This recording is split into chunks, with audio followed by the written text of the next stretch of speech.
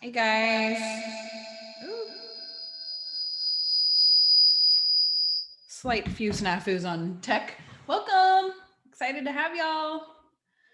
And can't wait to talk about all things pin ads. So, we're going to help you guys crush it with your pin ads marketing for the holiday season. I can't believe it's already here. And I'm excited. So, let's get started. I am a huge fan of trying to start things on time. So, let's dive right in. And you guys don't feel free to share things in the chat if you have questions or you want us to address any specific issues that you're looking at for your specific pin ads. So I'm excited to help you guys feel confident and comfortable doing everything that you need to do for getting your ads ready in marketing. So here we go. All right. So Black Friday is obviously the biggest time of year on Pinterest. It's definitely the Super Bowl of advertising. So if you've been thinking and getting prepared early, you're in really good hands and good shape for getting your offers and thinking about bundles and messaging and promos and all of that kind of stuff for the holiday season. So I'm excited for you to really start thinking about adding in or diversifying some of your ad spend on Pinterest. It's been a very solid channel for a lot of our clients for a long time. So I'm excited. If you think that it's time for you to start diversifying or that you possibly have a good audience that's a fit for Pinterest, we will definitely help you identify that today. So definitely share on social. We're sharing live and going live with a lot of different social media platforms. Let me turn off my Slack. It'll probably go off a million times during the event if we don't. Let's see, share again. Screen share.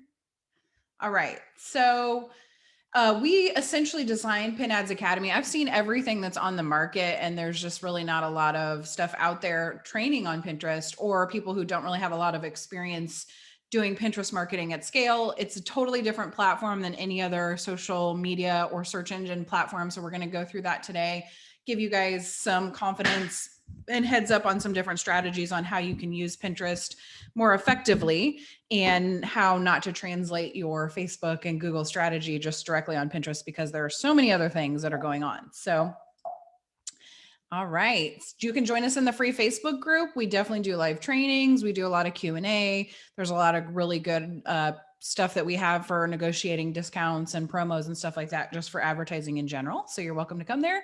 And I'm excited for you. You're in the right place if you're wanting to learn a new skill, opening a new marketing channel. It has been a very dramatic year. We're going to talk about some of the iOS updates and how that's affected advertising and how to take that into consideration as you're creating your new offers and working on new channels. So, and you can always ask us questions, support@pinsforprofit.com. You can drop them in the chat. You can connect with Christina, who's our client concierge, on Facebook or Instagram. She's going to drop those links in the chat here for you as well. So we want to make sure your questions get answered and you feel good and confident. You can also download, we created a free pin ads workbook for you that has a lot of account setup, image setup, interest targeting, a lot of the things that we're going to go over today in it. There's a link inside the chat that you can check that out as well. Definitely grab your download. And so today it's my goal to give you a clear understanding of the power of Pinterest as a paid ads channel.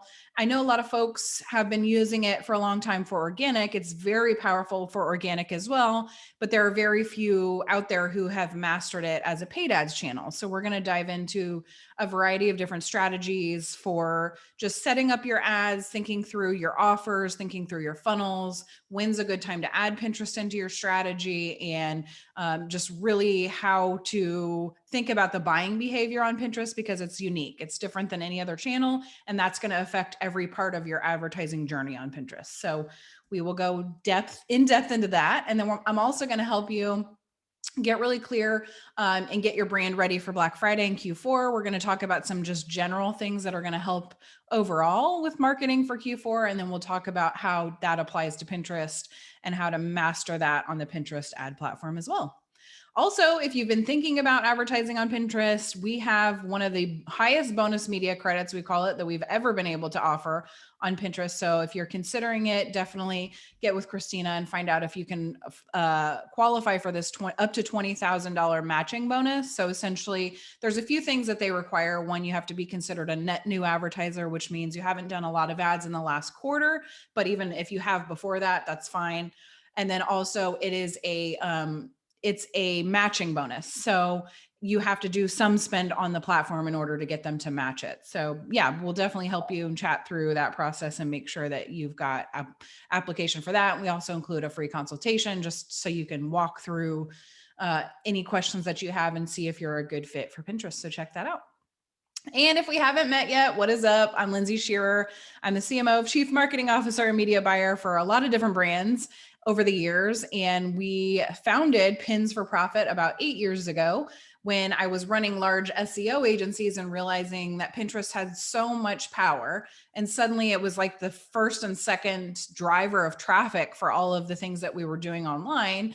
And I realized there wasn't really a lot of strategy coming through on Pinterest, and people weren't really thinking about it as a search engine. Most people think it's just a social site like an Instagram, et cetera.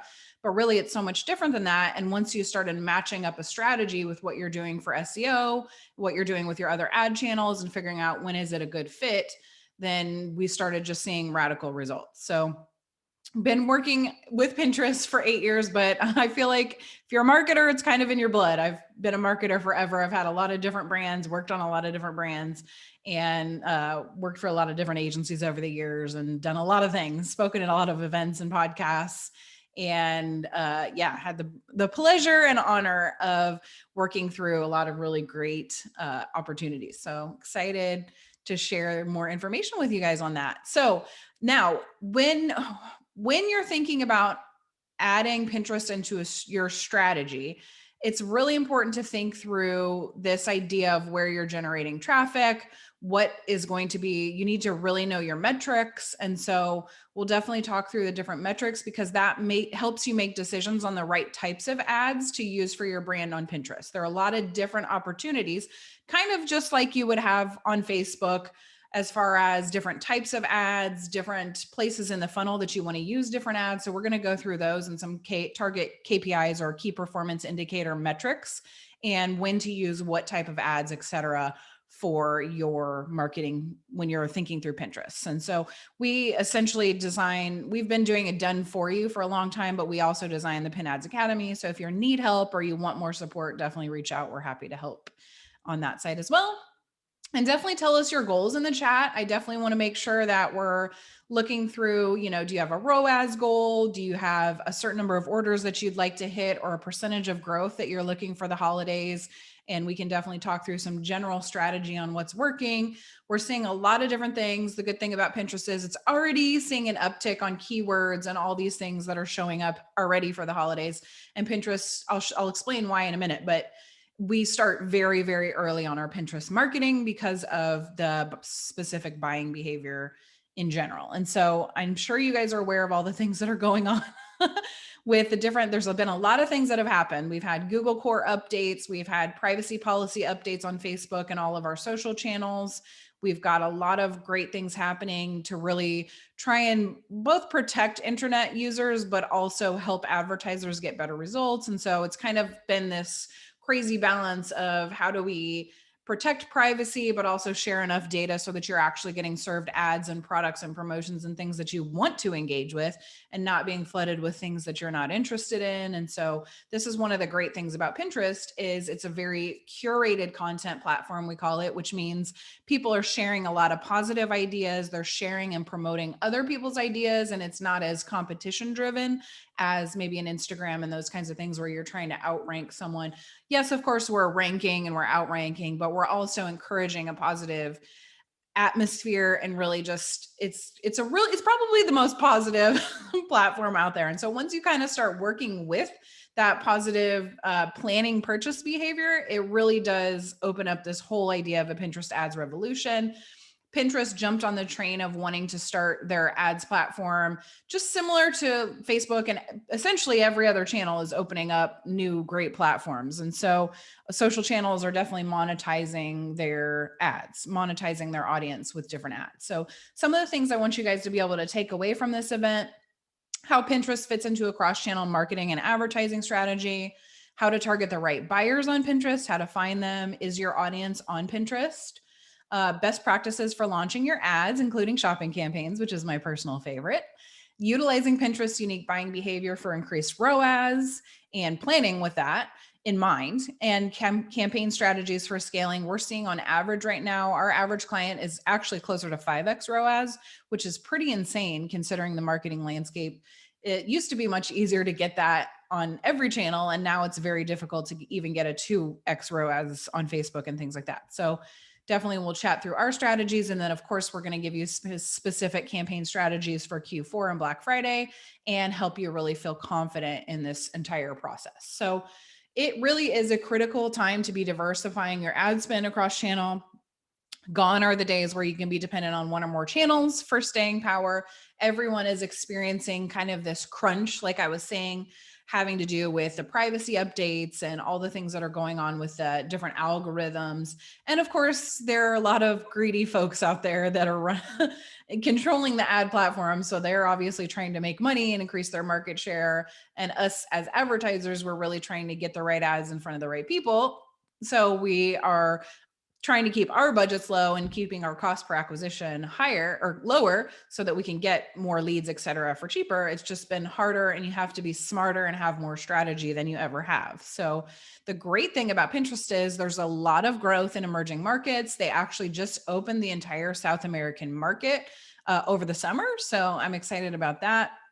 We've got a lot of really, really cool things coming out of South America just for different products and services and all of that kind of stuff that are crushing it already on Pinterest. And then over the past 5 years, there's been a massive uptick in different audiences that have been promoted during the holidays, during Black Friday. Obviously, everyone knows it's kind of urgency time. And like I said, it's the Super Bowl of advertising. So Pinterest has definitely jumped on the train, and we're seeing a lot of great our ad serving in newer countries and getting better audiences, and the algorithms getting smarter in a lot of different metrics in a lot of different areas. So that's great to know. And maybe you've experienced ad bans or account shutdowns, disapproved products, terrible or non-existent support. If you've been doing advertising for any period of time, you know what I'm saying. The cool thing about Pinterest is we have way less problems, way less ad bans. There are things that you can definitely get away with, even if you're not going to do ads. There are certain things, most like even Facebook and stuff like that, you have a lot of different things that you can't really promote. Definitely supplements, anything weight loss, stuff like that is very hard and difficult to get across the finish line on Facebook, and to some degree on Google too. You can't really make any claims. They disapprove your ad account so fast, it's not even funny. And then your whole business is in jeopardy sometimes. So you really want to make sure that you're diversifying your ad spend. And of course, everyone's knows about the infamous terrible / non-existent support. So Pinterest is great about we have the highest level reps. So it's amazing. It makes our lives so much easier. And we have never lost an account.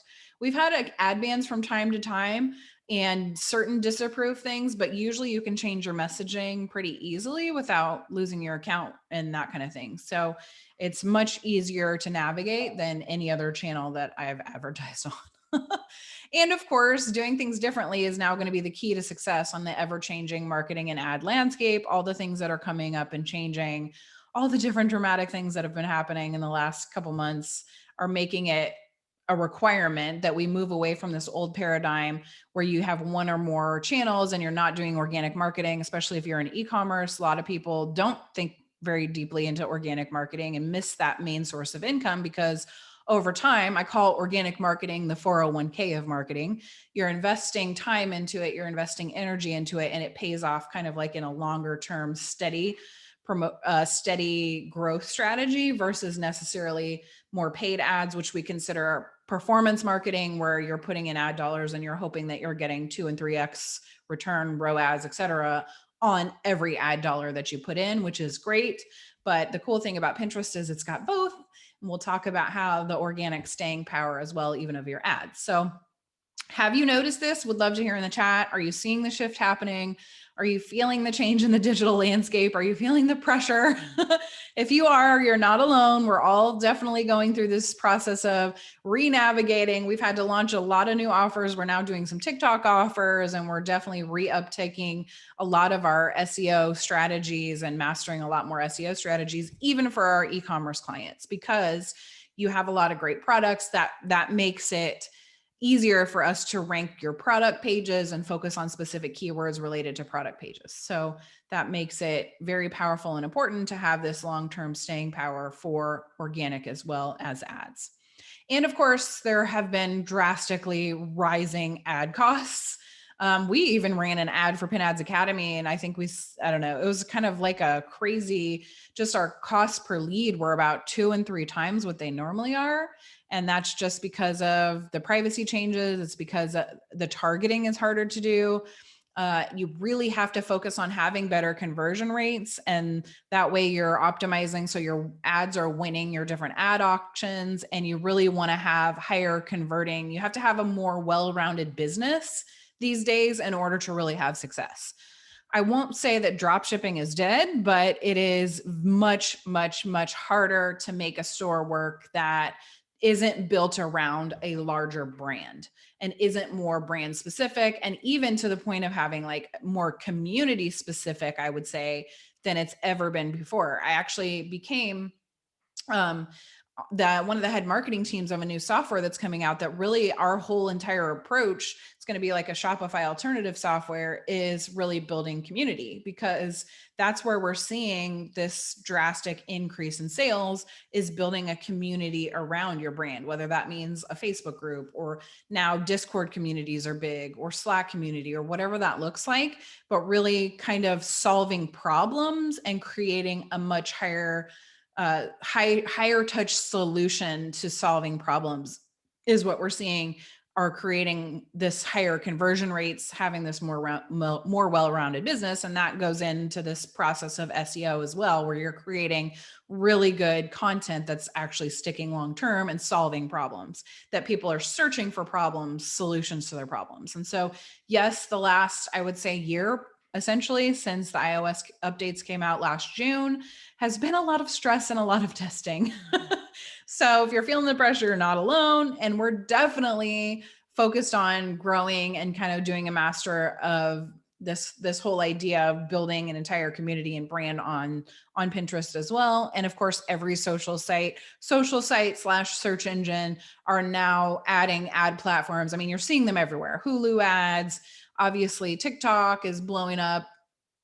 Just everything. Every time I turn around, I feel like I'm seeing all kinds of new ad opportunities come out. So even Apple is now going to do in-screen ads for their users. So everybody is kind of monetizing this idea of ads.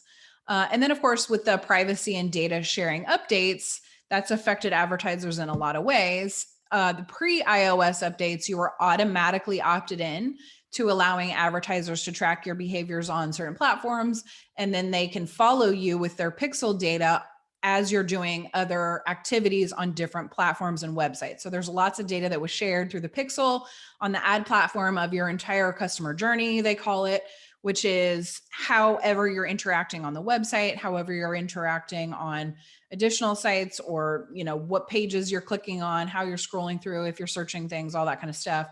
And marketers could track a lot more identifying factors that would be passed through the pixel, which gave us much more specific and targeted options, detailed options for selecting certain income brackets, for example, or things that you maybe liked on a certain channel. You could target people based on that.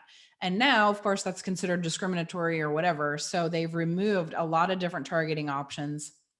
And so now, post iOS updates, we're automatically opted out of allowing advertisers to track your behaviors on ad platforms and then follow you off onto websites.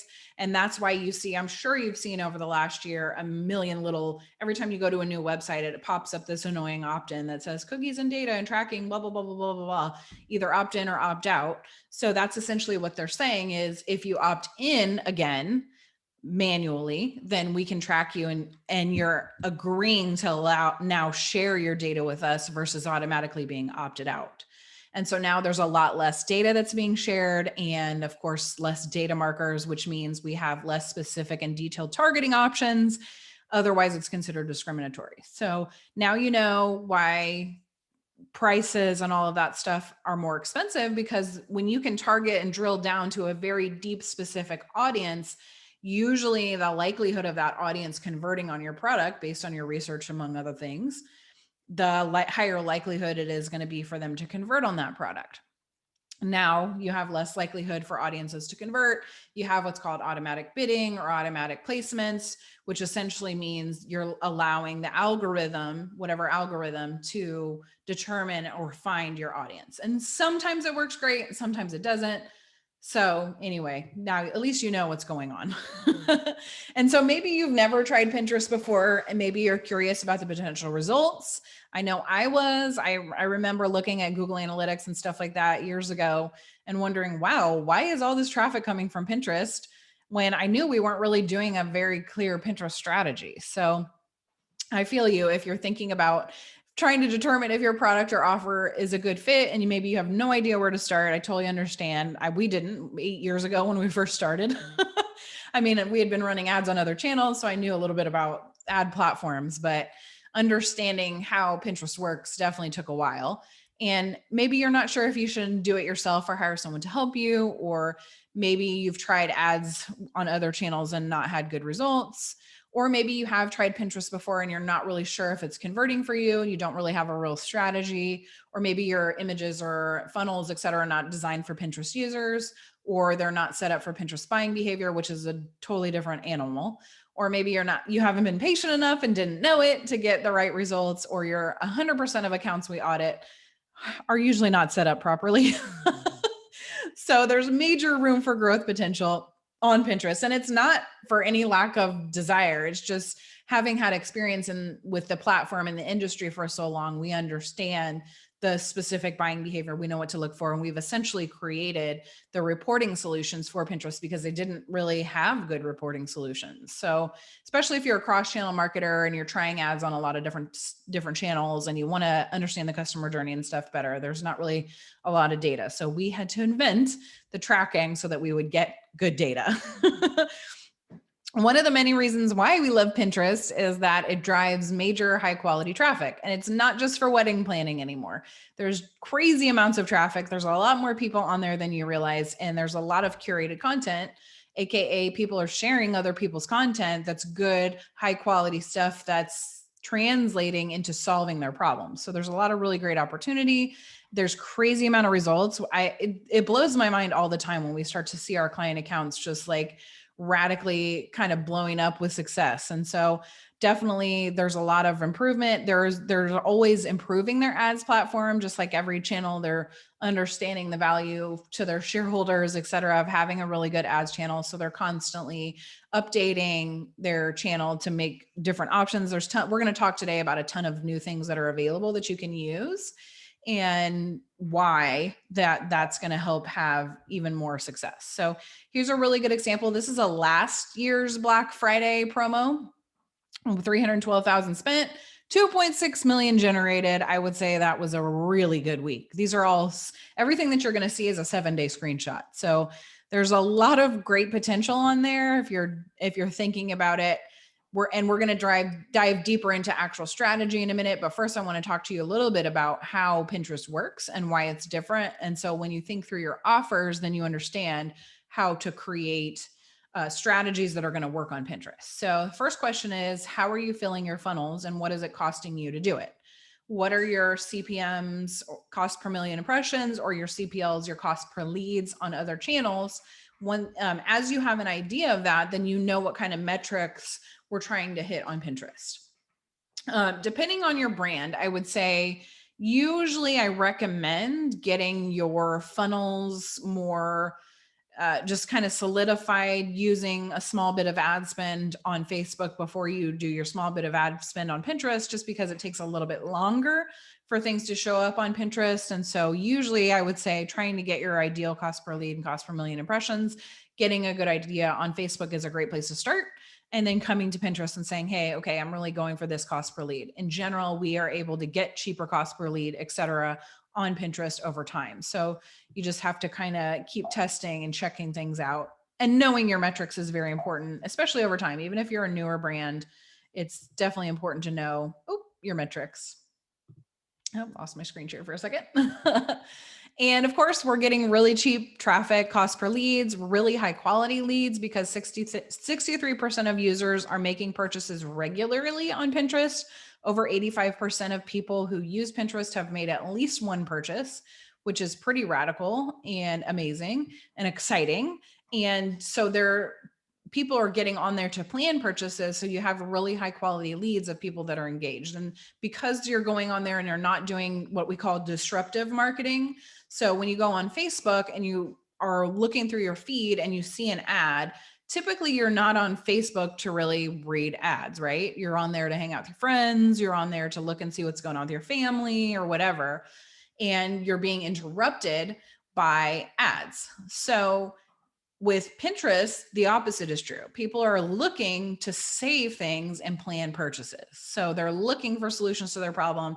They're looking for high quality solutions to figure out whatever it is that they need help with, whether it's meal planning, or say it's they want to purchase some jewelry, or they want to buy holiday season. They're looking for a gift for their dad, or looking a gift for the kids, or grandparents looking for gifts for kids, or whatever. Even right now, we're doing a lot of promos and stuff. We just finished a big Labor Day push and stuff like that for folks that are doing back to school. And so you definitely have a lot of seasonality of people planning purchases for a lot of different things on Pinterest for sure. 86%, like I said, of people are planning purchases. 51% of users are on the platform at least once a week, which is crazy. That's probably one of the highest stats that you're going to get in general for advertising. And then you've got 459 million users. 63% of users have an average 100K outcome, household income or more, which is pretty crazy. Then you've got also 91% of users making purchases. 40% are coming from engaged or related pins. So things that they didn't necessarily plan to look at initially, but they're looking more at making purchases from things that they're also interested in. So if you're showing up in certain search, then you also have the opportunity to see other keywords and things that are related to your pins, which is very powerful, especially in a search engine. 93% of search is unbranded, which means, or 93% of purchases are unbranded, which means if you have a newer brand or something that's maybe not, you're not like the crest of the world or whatever, that you still have a really high success rate of getting engagement and getting sales on Pinterest, because people are, again, they're very positive. They're very open to trying new things. And people don't realize that Pinterest is actually the 10th largest search engine in the world. So there's tons of traffic, tons of things that I never expected. Like this last year, we started taking on more clients that are serving men, because I would say in general, most people picture Pinterest, or they equate Pinterest with more women users, which is true. There's still more women than men users on there, but 40% of new users are men, which is crazy. So like my husband's on there buying stuff all the time. I'm like, oh, my birthday's this weekend and he's getting balloon ideas. He's so funny. Or he's planning his haircuts and he's looking at beard oils and fashion and looking for gifts. And now he's doing luxury watches and wallets and all that kind of stuff. So there's a lot more stuff on Pinterest for men than I would say 18 months ago. So definitely crazy madness. This is one of our men's brands. This is actually an Australian brand. And Australia is just like an up and coming market on Pinterest. They're crushing it. Seems like everything we put up turns to gold in Australia. So, but I definitely wanted to show you one of our men's brands getting really good success, 5K ROAS or 5X ROAS on 30K. This was last week's spend. So it's madness. But most of the thing is, the biggest issue on Pinterest is most people really don't have a lot of strategy because they're not working with the natural buying behavior of Pinterest users. they're working against it, or they're trying to force it into a performance marketing mindset, which is just not going to work. You have to kind of work with the behavior, and we're going to talk through that. Mainly, Pinterest is a pre-search and discovery engine. So it presents this unique buying behavior. So I always think, like, use the example of, say you're going to remodel your living room. Before you go to Home Depot and buy paint, or you go and buy a rug, or you go and buy a lamp, you go to Pinterest to get some ideas of what's going to look nice together. Maybe you save a couch, maybe you save a lamp, maybe it takes you a month before you get all the different pieces together that you want to use for that new remodel, and before you start going out and start purchasing, right? So that's where Pinterest fits in. It's a pre-search and discovery engine. So if you give people really good solutions at that time where they're looking for new things, the likelihood of them purchasing there, keeping that in the back of their mind and saving it, being able to come back later. Also, Pinterest is a visual search engine. It's the only place where you can see an image, save it, come back later and purchase, which is amazing. So that presents a lot of unique challenges that you have to start thinking through this idea of using it like a search engine. People are searching for this. They're searching for a solution to their problem. They want to know, weight loss techniques or fitness techniques, or looking for home decor, or they're trying to find a gift or whatever. They're searching for that. So you've got to think about your content in search terms. What are people searching for? What kind of keywords make sense? How do people, maybe phrasing things differently, like how to do this, or how to find this, or whatever, versus just saying a green t-shirt. You get what I'm saying? There's a little bit more search and intention that has to go into it. So you have to plan purchases. You think about this idea of people planning purchases, which is great because then you can offer products that are even higher priced. And in fact, I would say our bundle products and some of our higher priced products do better than some of our other products. And that's just because people are on there. They know they're going to be investing in some kind of couch or rug or something that's going to be maybe $1,000 or maybe $1,500 or something. And they're planning that, and then they can go and save for that. So that's exciting. And you want to make sure you're using a keyword strategy, you have a visual search strategy, and then also you have a longer term strategy, because not only so I have images that I put up on Pinterest 5 years ago that are still getting traffic every single month. And so you've got to think about your terms and things like that are going to last for a long time, because then over time they will have organic staying power outside of your general attribution window for ads. So even if you create an ad, you save that ad on your profile, it's still going to last for a long time. Or if someone sees it and they save it, you need to make sure that's still live. So then when they go back later to look at it, it's live and they can find it in their board and they can still purchase, and that the links are live and all of that kind of stuff. So it's very important to do that. So I like to talk about it being a pre-search engine in the sense of it's a very unique opportunity to influence shopping decisions pre-brand.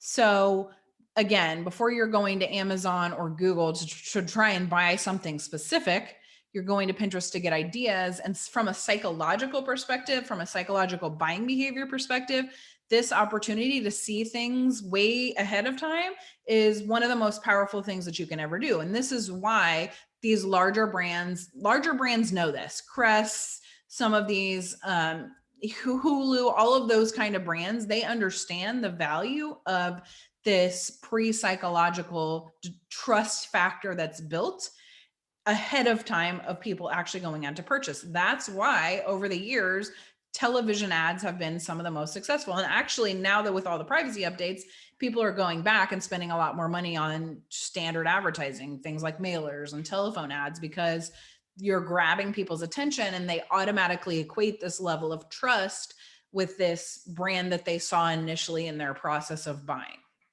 So keep that in mind. That's very powerful. It's another reason why 93% of searches are unbranded, because people are seeing it and they're getting this unconscious level of trust here before they're going into purchase. And so by the time you go to Google or Amazon, most of the time most people have already pretty much made a decision on what they want. Your decisions are made. And then right here, when you start getting to social ads, then you're looking at retargeting ads and things like that, where people have for sure pretty much already made that decision. So rarely, I mean, you still get what we call top of funnel conversions, AKA people seeing an image and they purchase immediately. But most channels, that's difficult, and your top of funnel acquisition is going to be much more expensive and less conversion rate than your retargeting and those kinds of things that you're going to see on other social channels. So you also have this idea of delayed attribution on Pinterest, which is very important, that people see an image, they save it, they come back later to purchase. And what that means is, so like when you're tracking and you're looking in analytics and stuff like this all the time, I see people that are shutting their ads off way too early because they're not taking this longer term buying cycle into account. This idea that people see an image, save it, come back later means the time period from when they see their initial image to when they come back and purchase is going to be longer. On average for Pinterest, it is 20 days. Oh, I have that slide in here somewhere. So yes, on average, it's going to be 20 days from the time they see an image to when they come in and purchase it. So let's go back here just a tad. Okay. And then also you have longer attribution windows in general to account for saving and returning for this purchase. So the time a person clicks, engages, and views is going to be a little bit longer. Like I said, on average platform, it's 20 days. If you have a lower price product that's a little bit more of an impulse buy, the likelihood of it being less time is going to be probably higher, that it'll be less time for them to purchase. But in general, it's 20 days. So keep that in mind, that on day one, maybe January 1st, you're launching your first ad. By January 20th, maybe the average time that a person's actually coming back to purchase. So you've got to take that into consideration when you're starting ads on Pinterest. You want to be committed to this process.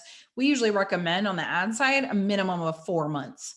Month one, and that's really true for any new channel, but it's especially true for Pinterest. So first month, we're testing creative, we're testing audiences, we're testing placements, all that kind of stuff. Then we're starting to see some winners.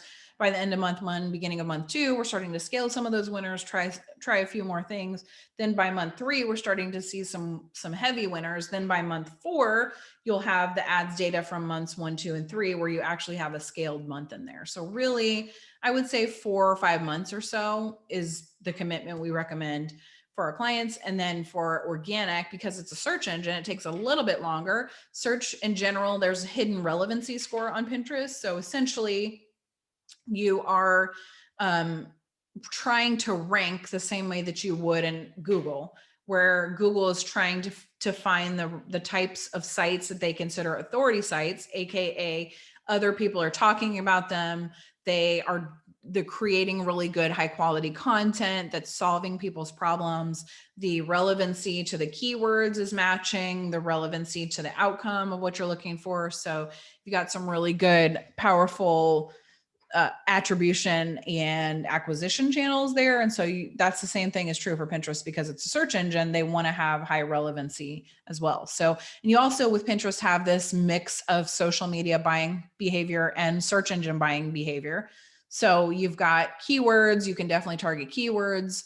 And then you can also target different interests, just like you would on Facebook, things that people are interested in, certain brackets of data, whether they're looking on mobile or maybe male or female. There's certain things that you can still target when it comes to social activity as well. And of course, you wanted to make sure that your brand is searchable. You want to make sure you're using keywords on everything, and you want to be making sure that you're finding keywords that are most prevalent, so you know where your brand comes up in search and that your search terms are accurate to the solution that you're solving. The cool thing about Pinterest is, because it is more of a search engine versus a social media site, your profitability is not always tied to your popularity. You don't have to have 1 million followers like you do on Instagram, et cetera, to get anything served. So instead, you can show up in search and you can have really good search terms and things like that. And you're going to have a lot more success, in fact, than just having people kind of following you. Followers is still good too. I mean, we're always kind of going for both, but you don't have to have them in order to have success. Also, Pinterest has a mix of brand awareness and direct response buying. Like I mentioned earlier, this performance marketing idea is more of a direct response, where we're hoping that people will see an image and they'll engage and purchase within the first interaction. That those days are a little bit harder to get to because people are used to now seeing ads, and we're kind of inundated with ads, but you've got this idea, this trust factor that you're building as well, where you're creating this brand awareness, and then you're able to come in and retarget for more of a direct response. More of a direct response channel as well. And then of course you want to make sure, like I said, because it does take a little bit longer for you to start seeing really good results and definitely at scale, you want to make sure that your budget is large enough to test a new marketing channel strategy without giving up too early. Like if you only had $10 a day for 2 weeks, you're probably not going to get the results that you're looking for. You need to have a solid strategy that's going to allow you to have enough budget to where and to wait long enough so that you can get through that attribution cycle as well. So now utilizing your ideal campaign types on Pinterest depends on the different KPIs, the key performance metric indicators that you're trying to use. Once you get these things maxed in, you can see really crazy radical results. Here's one from a shopping campaign. I love shopping campaigns. They're amazing. They're highly optimized on Pinterest, so you can get some really, really good, crazy results. So, and you've got really powerful potential in general on Pinterest. We see lower CPAs, long-term consistent ROAS, because it is a search engine. So once you kind of master that search behavior, you can get some really good long-term strategies. And again, you have longer staying power with your ads being able to be saved and outside your attribution window. Then they go and are converted into organic as well. And they last forever, which is great. We see lower cost per leads. Generally, we see a dramatic lower cost per lead after about month 3 of running ads. So if you can get over that initial hump, you can see some really, really good traction. And then of course you're getting really good high quality top of funnel traffic. Here's like an insane one. This is a 19x ROAS on their products were cheaper. So they only had like a $10 CPA, which they were profitable anywhere from $20. I think their average order value was like $42 or something, which means more than one product was added to the order. So that's really, really good. We start seeing really cheap cost per acquisition, which is same idea as getting a new client cost per lead in this case. And here's another one that's really good. We were getting $17. The goal was closer to $30, and we were hitting that on some campaigns. But the lower you can get your cost per acquisition, the more you're going to make per each sale. And of course, that's one of the strategies that you always want to use for the holidays as well, is increasing the number of items that go into your customer's order. So having good bundles, having really good upsells, those kinds of things are extremely powerful any time of year, but especially during the holidays where people are much more primed to be making purchases as well. And so additional tracking things that Pinterest has done to sort of mitigate some of this iOS update, privacy policy update, has been they created an enhanced match feature, they call it, which is essentially matching people up through their email versus just strictly through the pixel.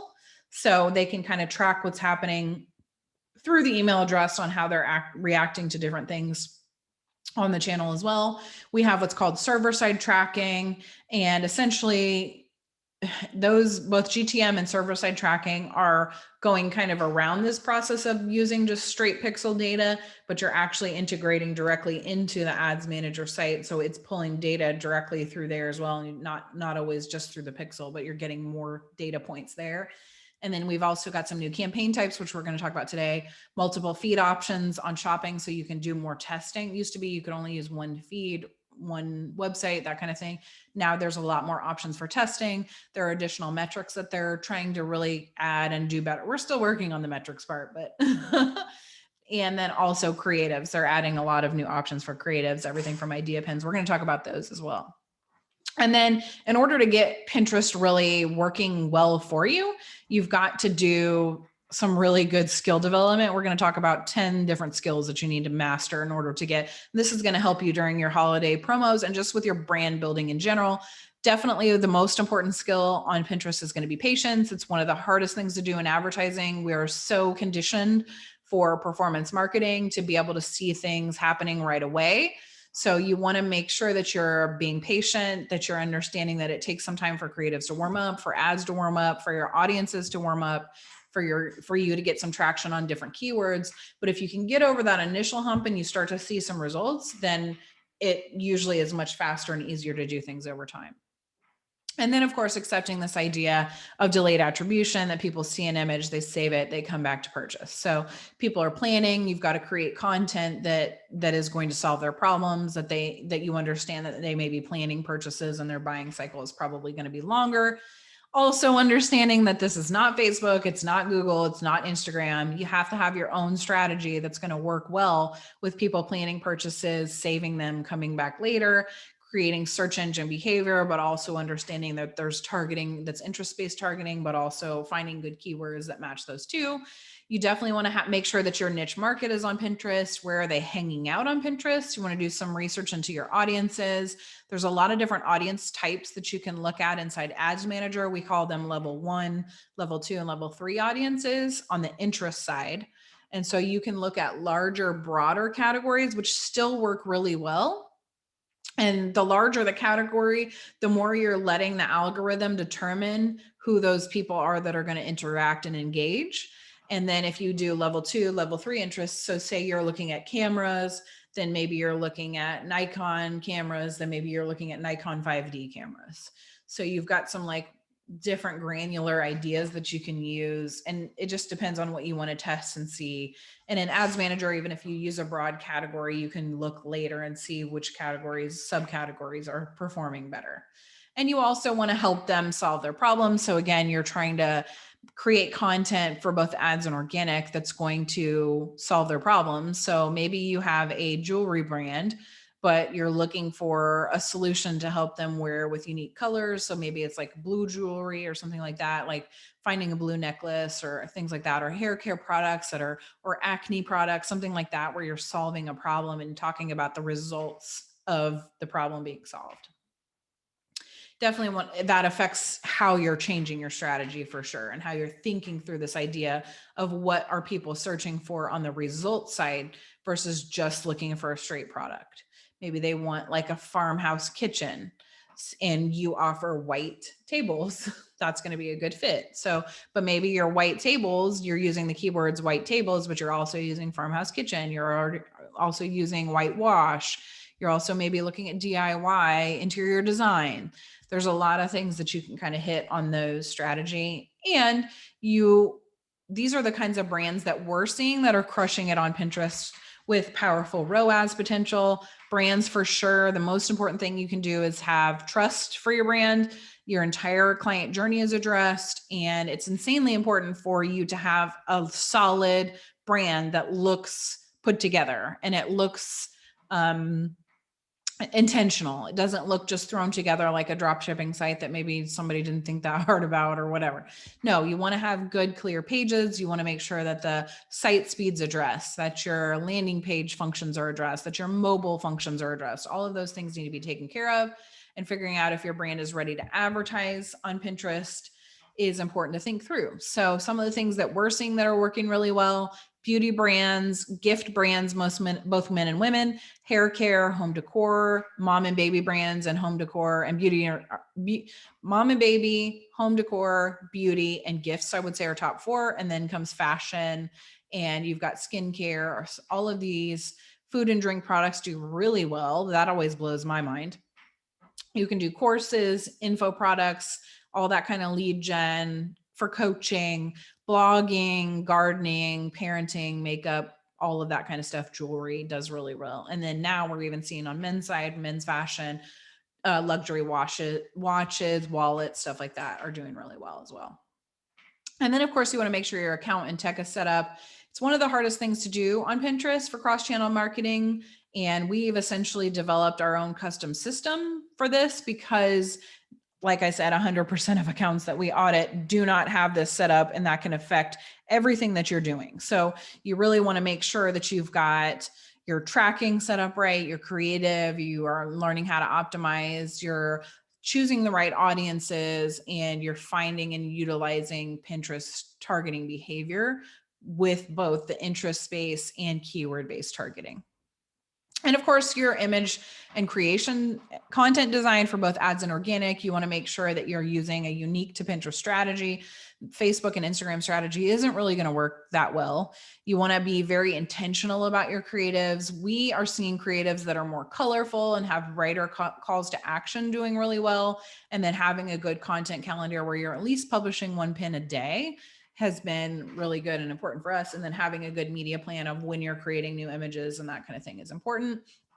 Here's a good sample image for some things to look for when you're creating images on Pinterest. For sure, you want to have your logo, whatever your product is, image that you're using, title and headline, discount code, calls to action, obviously large text. You don't have to worry about the 20% rule, even though that's technically abolished on Facebook anyway. Although I will say your ads don't always get served properly on Facebook. But anyway, that's another story. You want to be easy to read, definitely engagement actions, and we are seeing bright colors do really well. And then for videos, 2 to 3x sizing. So the longer, taller images, again, 7 to 15 seconds. Show the logo the entire time, good captions, fun and engaging. Make sure they're auto playing and having a good call to action on your images for sure. And just creating consistent content as well. And then of course, for keywords, you want to be visible and searchable on Pinterest, and you want to learn to rank in their custom search engine.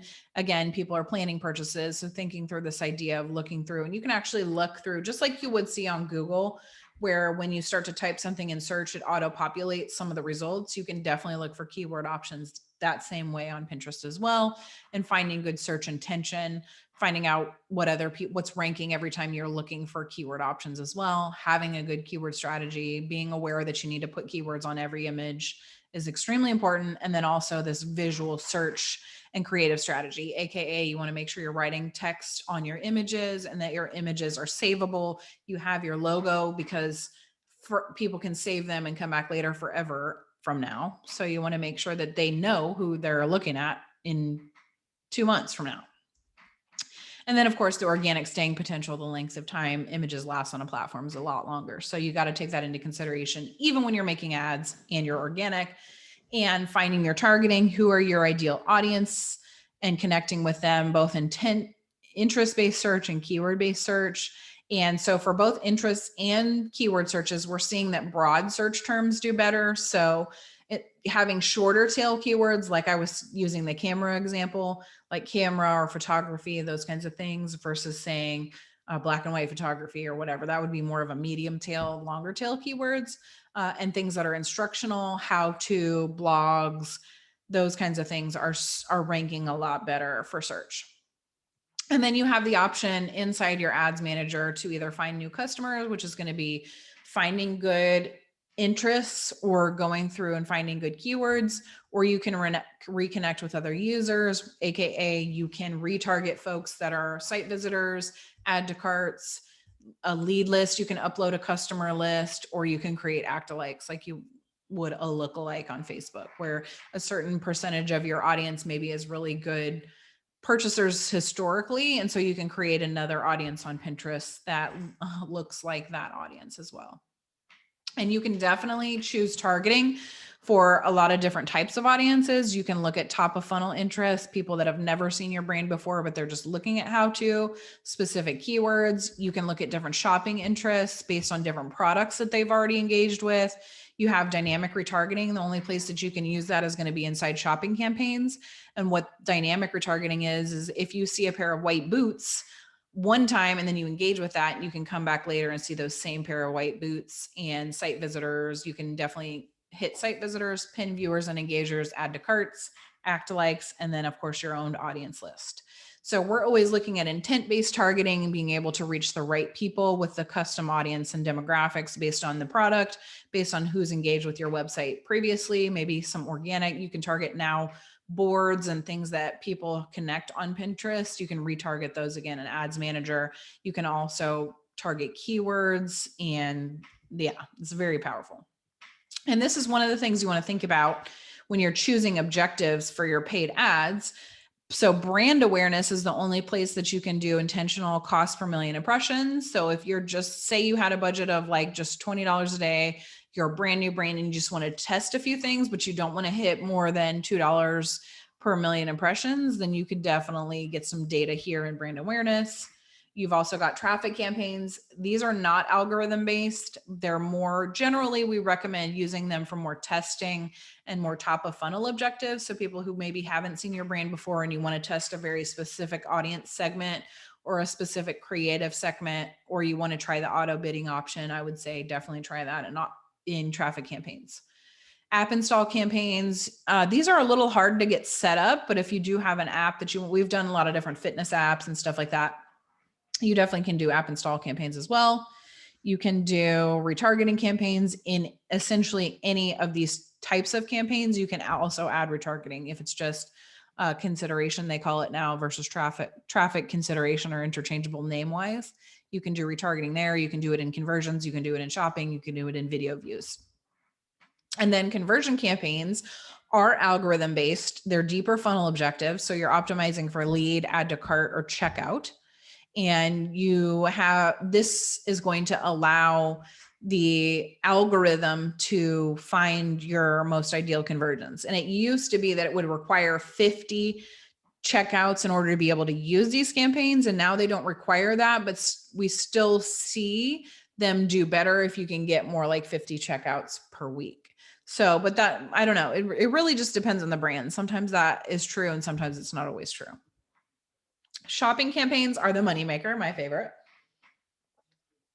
This is where you can upload multiple products and try and test multiple products in one different type of campaign, or you can create like certain product groups, like maybe you have your bestseller group that you want to test, or you want to test all products, or you want to test a specific product for a specific audience. You can do that in shopping and serve all those products. We usually see really, really good results in shopping. You also can have, like I said, multiple feeds. You can do this for dynamic retargeting where you serve the same image back to the person and you have interests, keyword, and audience targeting in there as well.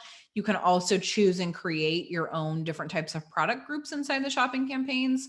So you will see some automatically populated product groups. So most popular, arrivals, all products. These are going to be kind of like your general product groups that you can choose. And then you can also create custom product groups either in your Shopify or CSV file, that kind of thing, and upload those as well. Again, shopping is madness. We always see really, really crazy results, especially during the holidays. So if it's something that you've been considering, definitely keep considering. Yeah, here's the 9x ROAS from, I think this is from 2 weeks ago already. So it's craziness happening. And 21x ROAS, this is madness as well. So there's a lot of really good opportunity for shopping.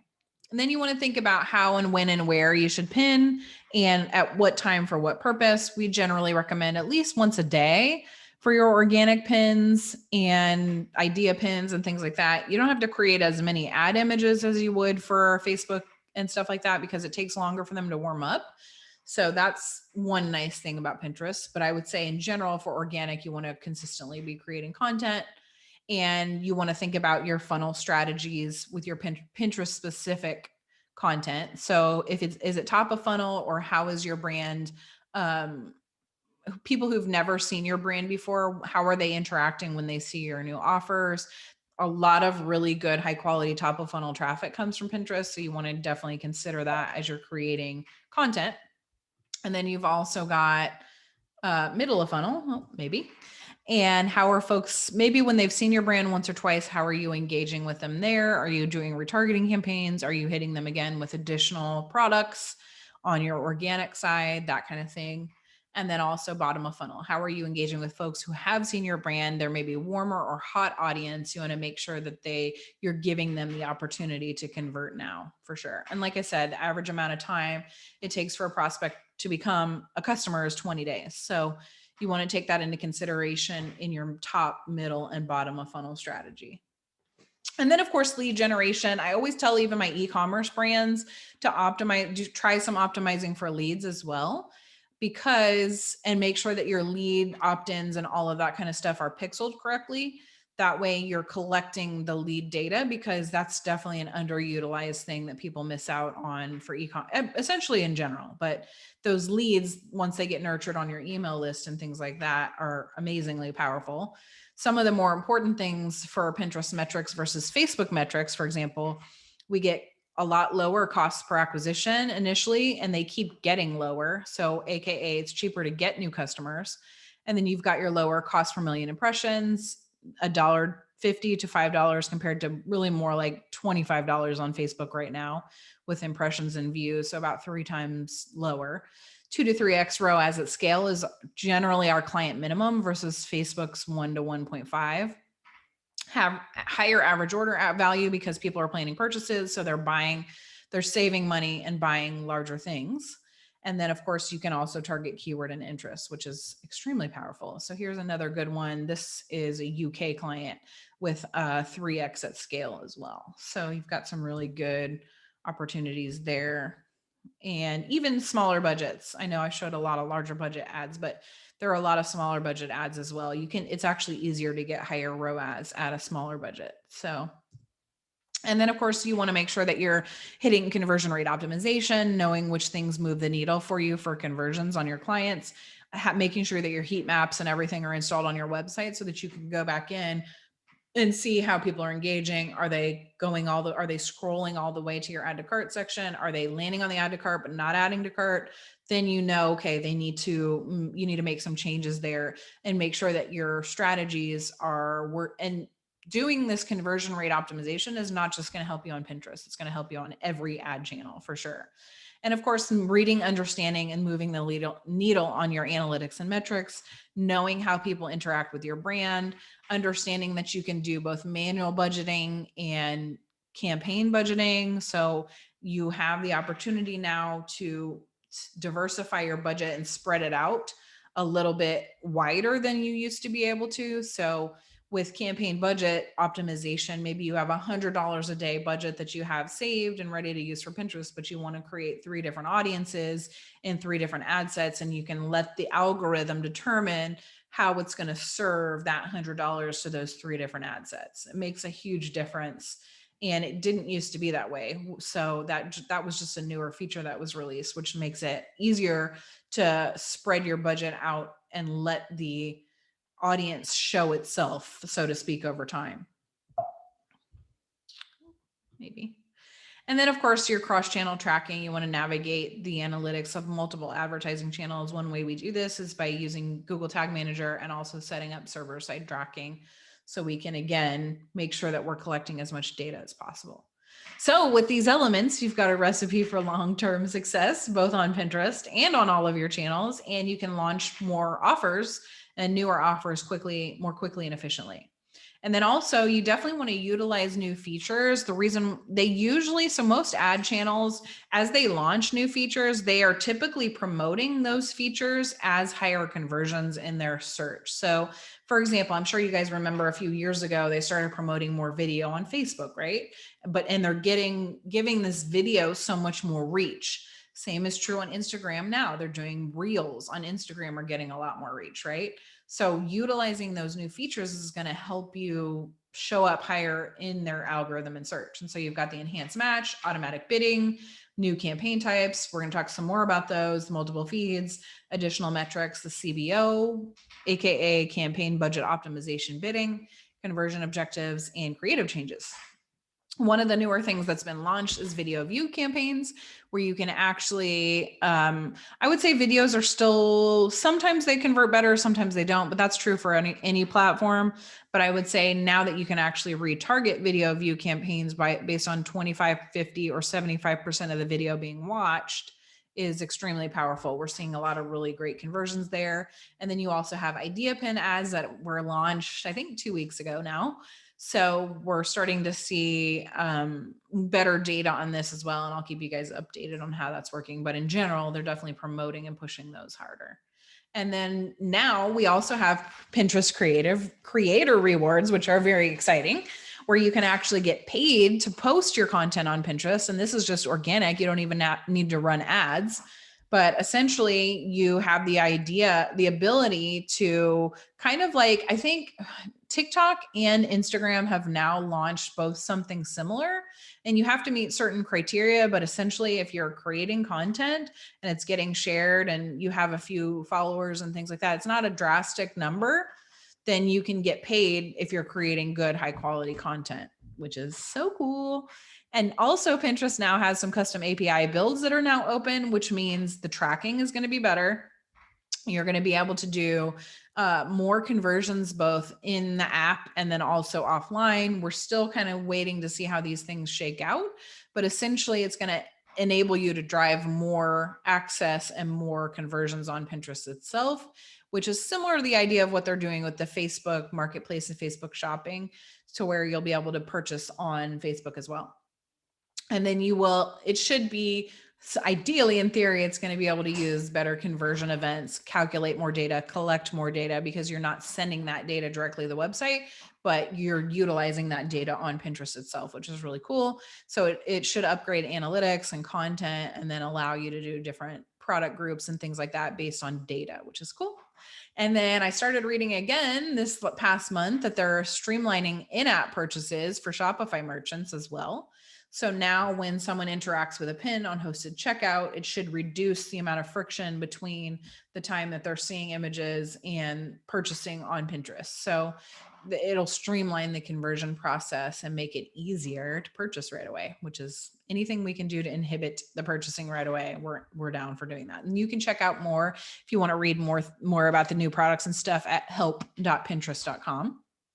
And yeah, so we've seen a lot of great people. Always ask me all the time, like, if coaching and stuff like that does really well. And the answer is yes. You can get a lot of cheap cost per lead, 2 really great coaching clients. And they're also, I talked them both into doing more e-commerce as well, just for some products to sell for their clients, and definitely able to quickly more optimize. And we're seeing clients moving their Facebook spend to Pinterest, which is really cool. And then we're just seeing really good results. I mean, over time, sometimes you can kind of start hitting caps on your audiences and things on Facebook. And so then you have to start thinking of how are you going to diversify? Where's going to be the next channel that's going to make the most sense for your clients? So definitely a lot of great potential. Okay. And then more specifically for Q4 Black Friday strategy, getting ready for Black Friday should happen a lot earlier, especially for Pinterest. We start planning our Black Friday stuff really at the end of July. I know it's kind of crazy. It seems like it's getting earlier every year, but by August, I want to have things up and ready and launched. So we're still kind of towards the end of August, beginning of September, we're really starting to get into the heart of it. So we want to have it up early because people are seeing images, saving them, coming back later. So we want to make sure and give them ideas for their purchases way ahead of time, so then they know what they're doing. And like I said, with all the new emerging markets, there's a lot of new products coming on the market and on the calendar. So you want to start thinking through, how are you serving these different countries? Are you shipping internationally? All that kind of stuff, and ordering your products and making sure that you have enough supply, that kind of thing. And because Black Friday is extremely powerful, because it's created this sense of urgency, people are definitely ready and planning to make purchases. They're expecting to see discounts. And so this is like the perfect time to start creating that. And again, like I said, for Pinterest, we're doing evergreen longer term offers. So really our offers last from September to February, which is crazy and really good. That means we have a much longer buying cycle, and we have more opportunity to make more sales. You definitely want to make sure that you have some evergreen, whether it's landing page or product page that's focused on an evergreen product, that kind of thing, that's going to be consistent, something that can stay live during that whole time period, I recommend. And of course, it has longer staying power. Usually we have a specific discount code that we use for that holiday season on Pinterest. And then we also do a mix of top of funnel traffic, AKA new client acquisition, and then heavy retargeting during the holidays for sure.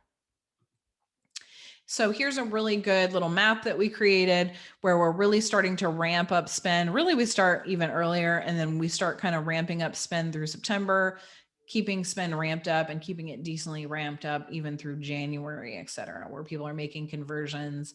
They're still coming back and purchasing during the Christmas and that kind of thing as well. Definitely you want to have your landing page and product pages created and tested for the holidays early. Speed tests, make sure that your conversion testing, your buttons are functioning, that your tracking and pixel events are functioning. All of your add to carts and bundles are working. Your theme is updated. If you're adding any tracking into the Shopify site, you want to make sure that you have your theme updated early because it can boot off the pixels and boot off the tracking. So you really, really want to make sure that you're testing all of those things, especially for Pinterest, but all channels essentially, making sure that your tracking and everything is good very early in this process.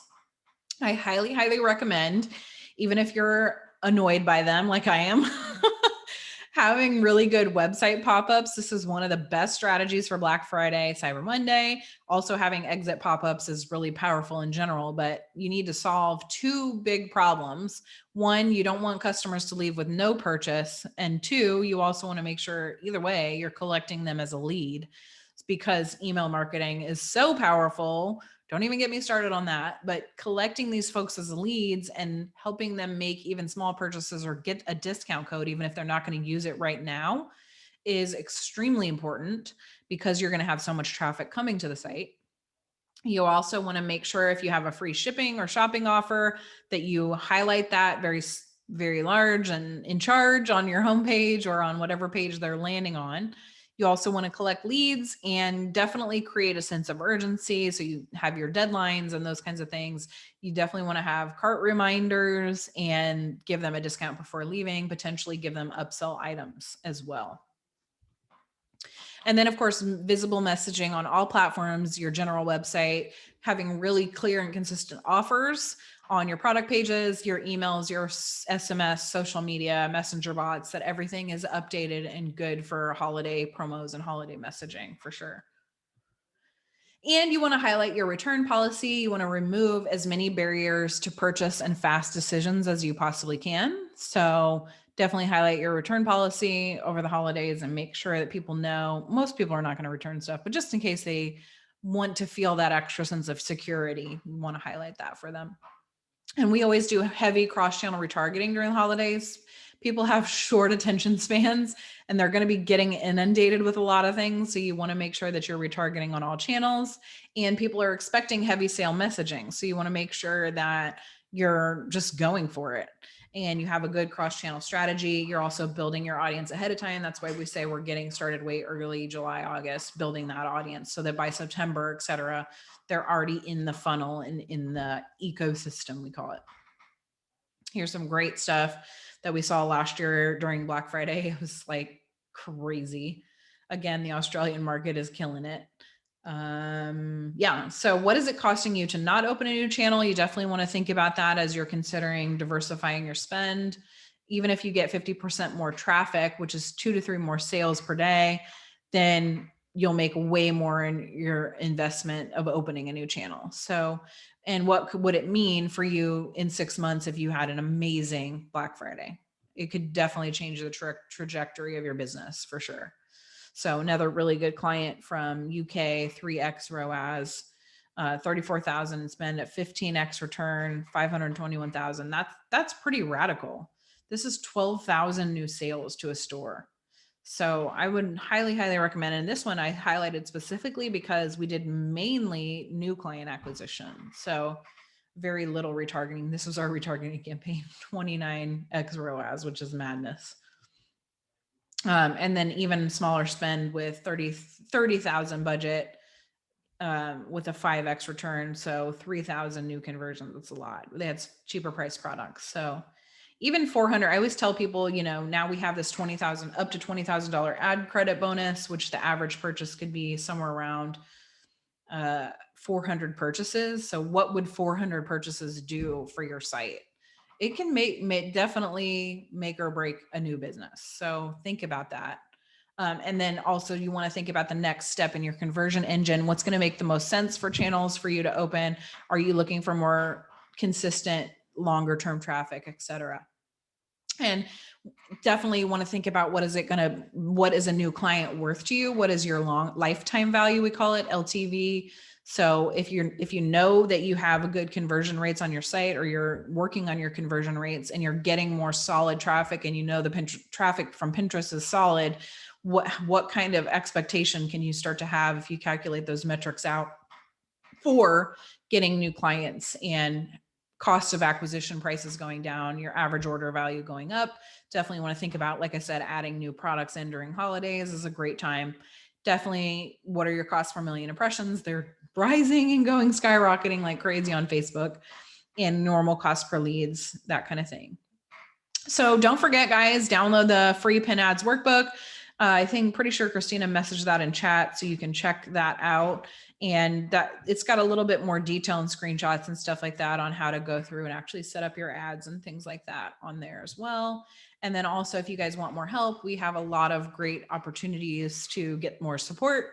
We've got a new 2-week jumpstart it was a 2-week, but now it's going to be a 30-day jumpstart program because we figured 2 weeks might be a little harder to get things, get you enough support because of the longer buying cycle. So and definitely message us if you have more questions about that. You can reach out to Christina for any questions about Pinterest and SEO, that kind of thing. We didn't dive super deep into SEO here, but we definitely match up our Pinterest strategy with Google strategy as well. And if you have questions about the ad credit bonus and want to get that started, that's going to be expiring in about 2 weeks. So if you have questions, definitely reach out and find out how we can help. All right, guys. Well, thank you so much for coming to the Q4 Black Friday event. We'll have the replay up here for you shortly. And yeah, we'll be talking through, we're doing a series of events for the next couple of weeks. So we'll be talking through more and more strategies and all the things that are going on for the holidays as well. So let me check the chat really quick and see, do we have any questions you want me to answer? Yeah, you guys can message and see if you have any questions. Happy to answer any of those, or if you had any goals or metrics or anything that you were wanting to see. Let's see. Then let me know. Speak now or forever hold your peace, unless you want to reach out to the client concierge. All right, guys. Well, we'll be sending you some emails with some other stuff that we've got coming up. And thanks so much for coming, and we'll chat with y'all soon.